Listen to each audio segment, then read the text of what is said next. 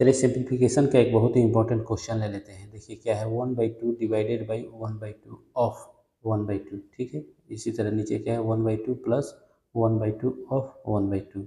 अब देखिए बोर्ड मास में क्या हम लोग सीखे हैं, बोर्ड मास में हम लोग क्या सीखे हैं कि सबसे पहले हमें ऑफ को करना पड़ेगा, ठीक है। तो ऑफ को सॉल्व करने के लिए क्या करेंगे, 1/2, अब ये क्या है, डिवीजन है, तो 1/2 ऑफ 1/2, ऑफ का मतलब क्या हो जाता है, मल्टीप्लाई हो जाता है, तो 1/2 इंटू 1/2 हो जाएगा। लेकिन इसको सबसे पहले करना पड़ेगा, ठीक है, यहाँ पर ध्यान दे के रखना है।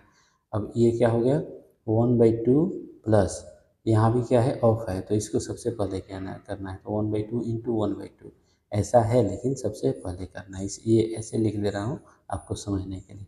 अब क्या हो जाएगा आपका 1/2, ये क्या हो जाएगा 1/4 हो जाएगा, है ना। अब ये है क्या, मल्टीप्लाई, ये क्या है, डिवीजन, तो डिवीजन को मल्टीप्लाई में करेंगे, ये क्या है 1/4 है तो 4/1 हो जाएगा ना।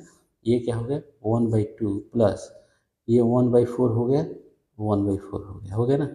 ये 2 से 2 टाइम्स में चला जाएगा, तो कितना हो जाएगा 2/1 है, तो 2 लिख सकते हैं, है ना, डिवाइडेड बाई 4, और 2 का एलसीएम क्या हो जाता है, 4 हो जाता है ना। ये क्या हो जाएगा 2 + 1 हो जाएगा। अब क्या हो जाएगा आपका 2 इंटू ये क्या हो जाएगा 4 ऊपर चला जाएगा और 3 नीचे आ जाएगा, हो जाएगा ना। तो ये आंसर क्या हो जाएगा आपका 8/3 आंसर हो जाएगा। समझ गए ना किस तरह इसे सॉल्व करना चाहिए। ये है, हमने लॉन्ग मेथड से बना दिया, आप जल्दी जल्दी भी कर सकते हैं, लेकिन आप समझे रहेंगे तभी तो ये सॉल्व करेंगे, है कि नहीं।